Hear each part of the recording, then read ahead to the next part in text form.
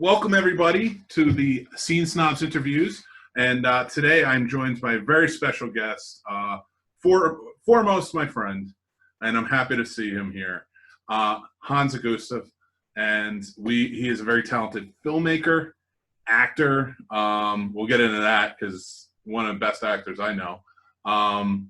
He's a DJ, one of the best in Brooklyn, and so much more. Writer, and he's got a lot of projects going on right now, and a brand new one that we're going to get into. Hans, thank you for being on the show. Thank you for having me, brother. I said I put the emphasis on acting because when we first met, you were an actor, and I remember you were one of the first people in the theater that we were working at who did their own one-man show.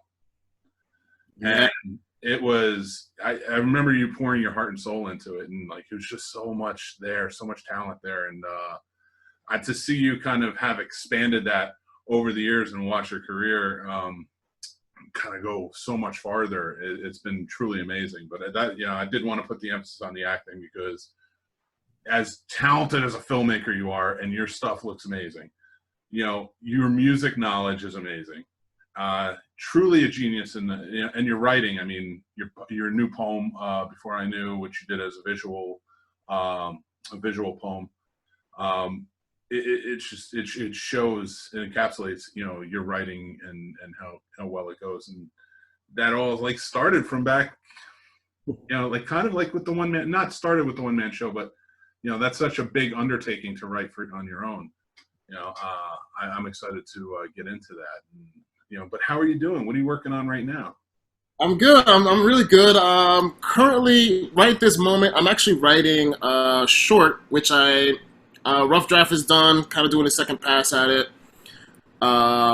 It's an idea that's been invading my brain for about a year, and then, COVID came around, I had the time, and I'm like, you know what, let me go at this thing. So the goal, I mean, I don't know what the situation is going to be like in the fall, but the goal is to shoot it in fall or winter. It's a short film about the experience of a black boy and a black Haitian immigrant, and like what the differences are between being black American versus Haitian black, and all that is kind of told through this interaction at a barber shop. And it's a little comedic, it's dramatic, and it shows kind of like it goes further in depth of the differences of like just the black experience. It's not the same for everybody, not the same for every country. Even if you're black in this country, there's still a lot of varieties. So yeah, and I'm Haitian, so it's kind of like an ode to my childhood. So very nice, yeah. Well, that sounds awesome. And now, what are the biggest challenges you're seeing? With COVID, because I know so many filmmakers going back in, it's like, all right, how, as a filmmaker and putting it all together, are you writing with the pandemic in mind, or, just how you're going to shoot and such? Yeah, good. That's a good question, actually. I'm writing just as if we're just regular, non-COVID times. I mean, I think I'm lucky because it's a short. And because of how I wrote it anyway, it's not like it's the huge like battle scenes and all this and that. So I feel like if I do have to make some changes because of COVID, they won't be that drastic. But if I was writing, let's say, a feature right now, which I kind of I'm starting also on just like putting together like the very bare basics of a feature. Then yeah, you'd have to take that into consideration. I mean, depending on when you want to shoot, right? Like if it's going to be 2 years out, then you can kind of not think about it. But I'm sure a lot of filmmakers right now who were in pre-production are like, I don't know, smaller crews. Are we going to get these locations? It's a thing. It's a thing. Yeah, definitely. And even now, there was some inspiration of hope with. I can't remember he's the one who did Euphoria, the showrunner, and I think he and Zendaya shot a film during quarantine over like 12 days, but they had to go through ridiculous amounts of rules and regulations So it's crazy to me to think like it's that extreme, because then you go and you see Jurassic World and it's like, okay, well, 20 people have COVID, but we're still shooting, so it's okay. Um, Yeah. so I hate to see independent films get hurt in any way, or like kind of be diminished in any way because of COVID. But I'm glad that you're writing with that, like the safety precautions in mind.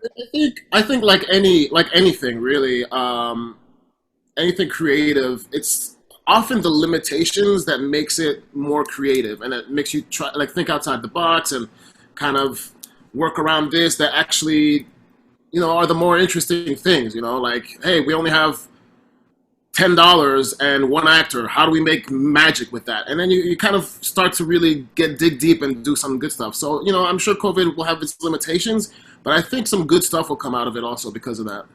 I don't doubt it, and especially with your newest project, which I want to talk about before I knew. Yes. You shot that. How many days did that take to shoot?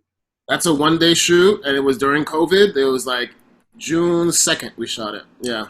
And you shot that with 6 actors, I believe. Besides, Yeah, 6 actors. The crew was tiny, tiny, tiny crew. Literally just camera assistant, sound, me, and the cast. So it was maybe 10 of us all together, and we were like everyone masks on, and hand sanitizer, and staying far. Like the sound guy was staying far away from the camera guy, and this and that. And, we did what we had to, and the actors would only take their masks off when they were on camera. And we were lucky because it was a small crew, and the whole building was shut down just because no one was in there. So we felt very safe, and it was kind of just like, all right, let's do this. And I love that too, because to say that you took all of those steps and you did it in 1 day, and the way it looks, it shows that you can. Well, I mean, talented guys like you, I mean, can make it work, and you can still make a really good looking film, taking those steps. So that gives hope. I don't claim that talent. I was a paper guy when I worked in the film industry, so. I always have praise for the guys who make it look good. Uh, Thank you. I mean, I think part of the reason, I mean, I don't know. I always feel lucky just in, I don't know, you take things as they are. But also part of the reason why it worked was because the film was so simple. Like, it was important for it to be simple from the beginning. It was always going to be a simple thing. So I was lucky that I didn't have to do too much to make it beautiful. It's more about the words and about the pictures. The little boys' pictures and the baby pictures. And to kind of go in that direction of because aside from the filmmaking, this is an incredibly powerful short film, and powerful words, powerful imagery, and I know for me, I read your words before I saw this film, and it was so impactful to me as a white man to read this and say, wow. I took those words, and I took another post that you had made early on after George Floyd's murder. You were giving gratitude to your non-black allies, and it was also a call to arms, to say, hey, listen, we need help. And I looked at that for me personally, and I was like, this is insane. This is, you see this in the news all the time, and that I have a privilege where I can just kind of say, this is very sad, and be sad about it, but kind of keep going in a sense. Like, I know that sounds bad, and I don't want it to, but it was a reality.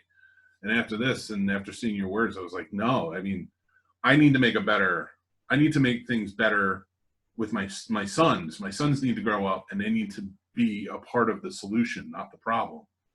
And I need to not bat away outside forces from them seeing outside forces of racism. I need them to see it. I need them to understand why it's wrong. And you inspired me to get to that point where going to the marches and things like that, and trying to be as supportive as I can. And I appreciate that. Thank you. And that's just from reading your words. Yeah, that was just from reading your words. So for you to do a visual poem like this is even more impactful, because it puts faces. Not in faces, I mean emoting. Like those emotions. Were they actors or? Were they friends Um, or?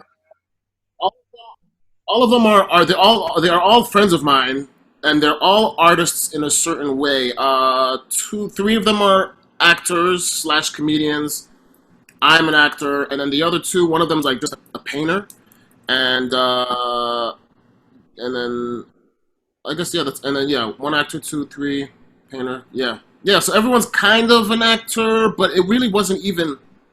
They weren't acting. They were just really just reading and emoting to what how they connected with the piece. I didn't want it to feel like they were actors.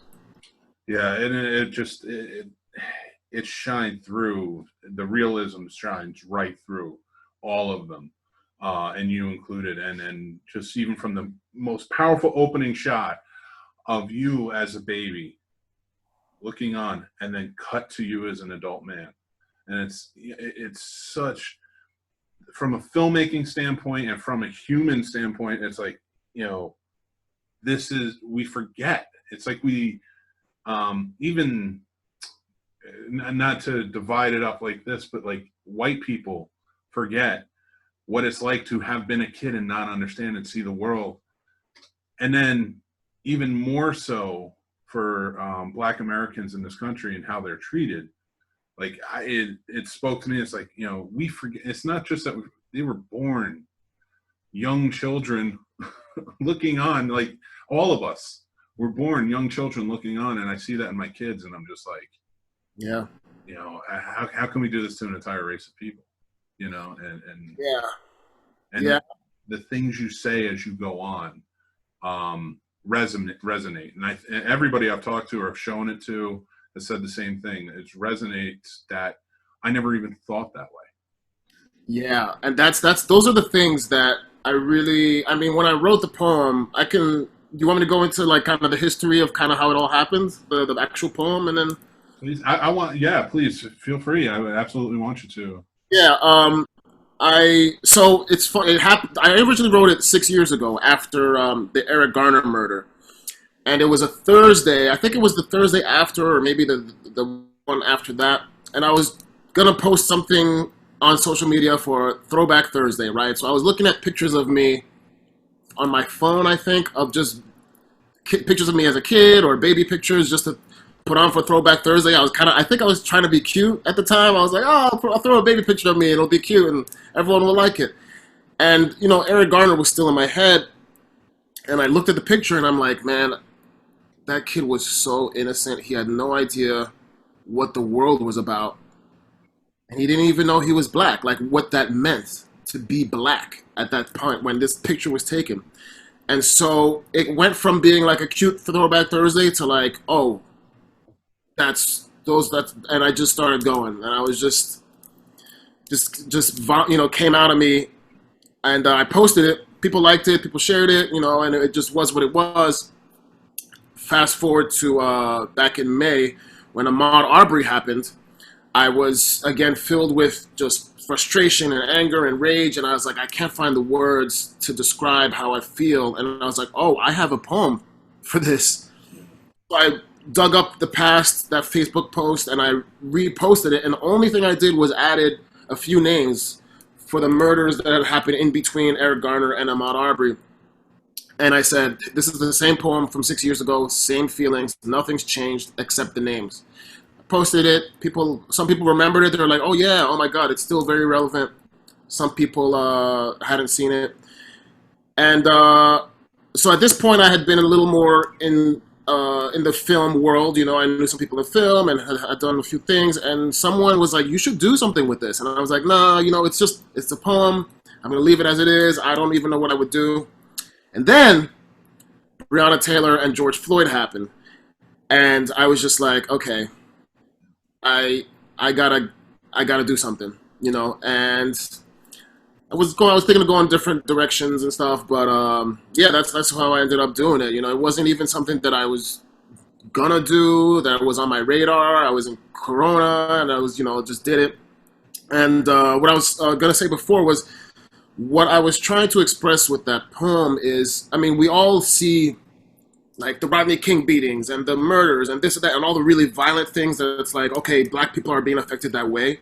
But the little things like the Band-Aid, right? The Band-Aid is something that people really like for some reason that really gets to them because they're like, oh my god, I had no idea, right? The color of the Band-Aid is meant to like kind of camouflage or you know, go into anybody or somebody's regular skin tone, right? But as a black person, the Band-Aid always sticks out. So when I think the second line is this was before I realized that Band-Aids were meant to be skin tone, and people are like, wow, I did not realize that.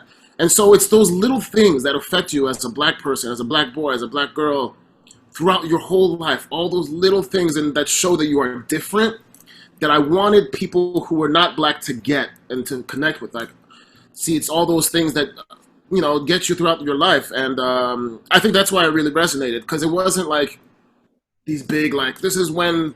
I mean, there are you know different levels of things, right? Like I talk about a chief of police that was the guy who used to say things about me when I served them at a restaurant, and you know, of course, I say when before I had been called a nigger, but it's little things that really people can every day attach to that really resonate with people, and it's not trying to hit you over the head. It's not trying to oh my god, woe is me. It's just facts, you know. It's just hey, this is what it is. Yeah. No, I took that in, and one of the things he said that really hit me was, "Oh no, he's white. He's my white." Yeah, and I was just like, you know, I was like, I know I've said that before. I know I've heard friends say that before, and you always think it's jokingly, but I don't know whether it's a product of the times we grew up in, but at least like I'm woken to it now to say I can't believe and I'm sorry, you know, like that it was ever like that. Like, you know, you just don't this learning more and more since you know, taking this trying to just understand systemic racism and institutional racism and reading and watching videos to kind of wake up to it more is it is a wake up call. That's the best way I can put it. Is you're just like, wow, you know, you never thought of things like that. Just like, not to use the phrase lightly, but like the word faggot. Mhm. We both grew up in the '90s, and that was just a word that was kind of thrown around. And now you realize how devastating that was. You know, when you for homosexual friends and things like that. Like you didn't realize that because it was in ignorance. You know. Yeah. That's what I'm trying to overcome now personally is the ignorance of it, you know, like things that maybe you've seen or were taught, you know, not on purpose, but just kind of how it was growing up. And, you know, so my apologies for ever having that ignorance, but I will promise I'll always work to be better and I will make sure my kids are better, you know, and, you know, that's this poem of yours, especially visually, it really resonated, and I'm glad you made it. I'm glad you took that step, not just for that reason, but because good art needs to be out there. And I find too much, and you know, please tell me what you think. Like a lot of artists will say, I don't know if that's something I need to put out, but I truly believe that good art always should be. You should always try something with it. Yeah. Yeah, I think my fear in turning it into something visual was that it wouldn't grasp the power of the poem itself, and I think I was like, how am I going to represent this in a way that really shows, you know? And I had no idea, and then I started simply with what I started with in the post, which was I posted it with my baby picture alongside my baby picture in the Facebook post. And so I was like, okay, I'll just start the way I started the Facebook post with the baby picture. And so I just went online and asked all my black friends for their baby pictures and children pictures. And then it just kind of came from there. I was like, okay, how do I, you know? And you know, the words are powerful, the pictures are powerful. It's simple, but it's still elegant and you know, powerful. And I'm just grateful that it came out that way, you know? Absolutely, yeah, and I can't. I need to. I will be posting more and more just so people can see it. Thank you. Especially not just as a friend, not just as an artist, but because of how diverse everything is right now. Especially people need to see this to be Yeah. for that wake up call. The same. Now, if we can shift gears a little bit, Yes. have a little bit of fun. Okay. I'm Uh, on. Going into the filmmaking side of things, I'll ask a few different questions every time I have a filmmaker on because I'm always interested to see the perspectives, Hmm. and I want to know Okay. past, present, future. If you could take on either as an actor or as a director or even as a producer or writer, what project would you love to redo? Like, it could be you could be the first person direct. Like, say it was Back to the Future, you go back and be the director of Back to the Future if you want to. But what Ooh, project would you want to see to redo? that's a good. That's tough because saying like wanting to redo it kind of implies that it wasn't done right. Sometimes, like people might take it that way, but that's not. So there's some things you're like, okay, Back to the Future, don't ever redo it. It's what it is. But let me see. What would I want to redo?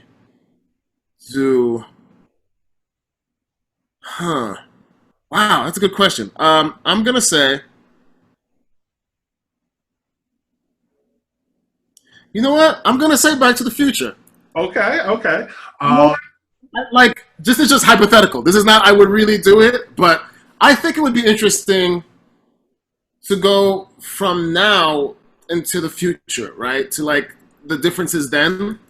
So it would be like a present time, obviously remake, and I would do it as who. Huh? Do I want to write it, act it, direct it? That's so yeah. tough. Right? It's like sacrilege. With everything that's been remade, though, and look, Back to the Future is my favorite movie of all time. So, but with everything that's been remade, go for it. Like it's gonna happen anyway. So, Don't want it to happen though. But you know what? Okay, here's what I'll say though. Like I know it's a classic, right? But we're at an age where we have a certain connection to it that I think that kids these days just wouldn't have, even if they're like, oh, it's a classic movie. And I know that some of that translates, but there's something about I don't know. You just can't recreate that. You can't recreate that actual feeling of the first time. yeah, no, I agree, and I mean they're proving that more and more, like with the Star Wars movies. Yeah, it's just it never works. Nope. So maybe I would remake something that was horrible that should have been good. I don't know. I can't think of anything right now. Fair. Now, what are your top 5 remote drop movies? If it's on TV, you're dropping the remote, and you wherever it is in the movie, you're watching it. Okay. Okay. No particular order. No, no. This is gonna. I mean, I don't think it's that crazy. But one of my drop controller movies that I just always do is The Devil Wears Prada. That's a great movie. It's a great movie, right? And then people are like, "Oh, Devil," but like, it's really a great. And like, come on, Meryl Streep, classic. Devil Wears Prada, definitely Goodfellas. Oh, such a good choice. Like every time, no matter where I am, and I think it's because I've seen it so many times, and I'm like, "Oh, this is about to happen," and I just watch it and let it go. You'll appreciate this. Every time I watch that movie and the 1010 news like comes on, it just like brings me right back to like Yeah, being in Jersey. yeah. It's so crazy. Goodfellas. Let's see. Drop the controller. Whew. Okay, depending on what mood I'm in, right? I sometimes do the right thing if I'm in the right mood. Sometimes it's too hard for me to really, but it's like it's such a great classic, film. Donnie Darko. Wow, that's a really dark film to drop the remote on. I'm a dark person. I love Jake Gyllenhaal. Like Jake Gyllenhaal, he's young and he's so good in that movie. And I don't know, I love weird, dark, funny stuff. And then like Patrick Swayze's weird, Drew Barrymore's weird. I just love that stuff. So like it's interesting enough that at any point in the movie I could be like, oh, wait, this is about to. So No. I can do that. I think that was 4. Let me think of another one. What's another? I feel like what's a movie that's always on that used to be on Channel 11 all the time. That like Yeah. that you would watch. I I know one that's the seems to be like on everyone's list. Which is what? Shawshank Redemption. Oh yes, how could I forget? Yes, yes, that is. And you know what? It proves true because last night I'm sitting with my wife. She had just finished working, and she sits down with me, and I'm flipping through the channels, and there's Shawshank, and it's the last like half hour, and I'm just like, oh yeah. I was like, absolutely. And he needs to. I need him to see Red meet Andy. Like it just has to happen. Yeah. It's just one of those. But yeah, like that. Jaws is another one for me. Yeah, you know, I never was a huge Jaws person. I think I don't know. It just never did it for me. I like as a filmmaker, right? I can analyze it and see how great of a movie it was in like as a director, you know, the beats and the shots and you know, it's a genius movie. Yeah, but I just never connected with it like that. I'm not a huge thriller guy. Okay, that's I fair. recognize it for what it is. You know what I mean? Says Uh, he says to the guy with horror all over. yeah, No, listen, man, I get it. yeah. That from the same guy who said Donnie Darko a second ago. Yeah, I mean that's true. You're right, but I mean that's so like there's more like psychological. Oh, absolutely. I get it. I get why that would be a remote dropper. I just like A Few Good Men is one for me. I don't, Yeah, because Nicholson's at his best in that movie. yeah. I think that depends on where in the movie I am for that one because sometimes at some points it gets a little.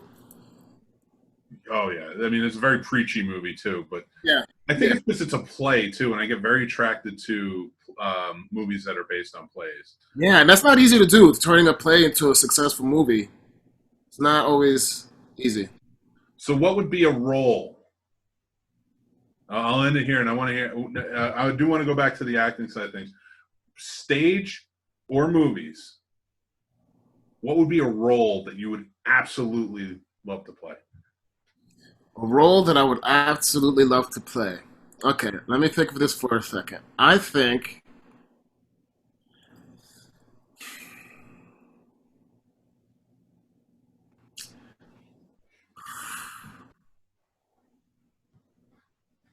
I think you know. Okay, one of my favorite roles, and I don't know how they would have to like completely remake the movie, whatever. But let's just say it's um, Matt Damon's role in The Talented Mr. Ripley as an actor is like phenomenal. I forgot the name of the character. I can't even remember either. I haven't seen that movie in so many years, but that's a Yeah, great yeah, yeah. role. That's a great actor role. I would also love to do Training Day, Denzel. Like that's a good, you know, just that's a good Denzel role. You know, I mean, maybe it's just because Denzel did it that everyone wants to do it. Yeah, I He think did it like I don't think like anybody else could. He yeah, did. that's the thing. Is like that's just Denzel being Denzel. There's so many people that could have done that horribly. That role. He has such a gravitas because I was watching Fallen not too long ago, Mhm. and just that whole movie. If you put anybody else as the star of that movie, and it's a ridiculous movie, you know, of just this serial killer jumping body to body, you know, and you're like, yeah, if anybody else, but his gravitas and just like how great an actor he is, he carries that whole movie to where you're like, this is intense, like this is thrilling, you know, and yeah, anything Denzel does. Yeah, I'm thinking even like you think of like Remember the Times, right? Like that movie wouldn't Remember the Titans. It's like that would that movie be Remember the Titans without Denzel? Like I mean it's a great movie. I don't know. Yeah, because I can definitely. He's one of those actors. I would say Tom Hanks is probably another one. Yeah. Yeah, and which is actually funny to mention it. I was watching Philadelphia the other day, Ah. and both of those men in that movie together, Yeah. it's just like, oh my god, like you can. That's an actor's workshop right there. That movie with everybody else. I think another interesting one would be as an actor, as far as like a difficult, challenging, interesting role to play, would be Al Pacino's role in *Scent of a Woman*. And that's one that I honestly feel could be remade. Yeah, yes, that would be. You know what? I'm changing my answer. *Scent of a Woman*. Tell me that. Yeah, that would be because again, just because something's remade does not mean it takes away from the original. Right, That's right. always what I say. And like, you know, yes, you can have some horrible remakes, but you get some good ones too. And that's one with the right cast, absolutely. Yeah. You could really do that right. The tone would have to be right because I feel like a lot of the things about remakes is for some reason they like the tone is usually wrong, right? When it's done horribly, right? They like try and lighten it up or like flashy it up in a way that's just not. I don't know. That's a whole nother talk. Absolutely. Well, Hans, I appreciate so much that you came on the show and talked to me today. Yes, thank Had you, for having me, brother. such a great time. You're always invited back. Any show you want to be on. Nice. And please bring your knowledge with you because you know movies very well, and that's what we're all about here. So, going forward, do you have any shows or anything coming up? Um, I don't have any. I don't have any film things coming up. I'm submitting the short to different festivals. See what happens. I'm writing my short. I'm working on another feature. I have an idea for a series, which is down the line, but it's in there. And I'm a DJ too, so I'm DJing around. I'm doing outdoor parties in Brooklyn, which is great. So I'm around. I'm doing stuff, figuring it out. Awesome, man. I'm happy to hear that. And again, thank you so much. And you got on Twitter, you were at Hansi Films. At Hansi Films on Twitter, on Instagram. You can type in my name, Hans Augustave. Like I have a Vimeo page with some music videos I've done a while ago and stuff. Yeah, but hit me up on Instagram. That's the best way if you wanna. Perfect. So make sure everybody's following. And again, thank you. And this has been the Scene Snob interviews. And make sure you check us out on at the Scene Snob all over social media. This will be up on Friday. So take care.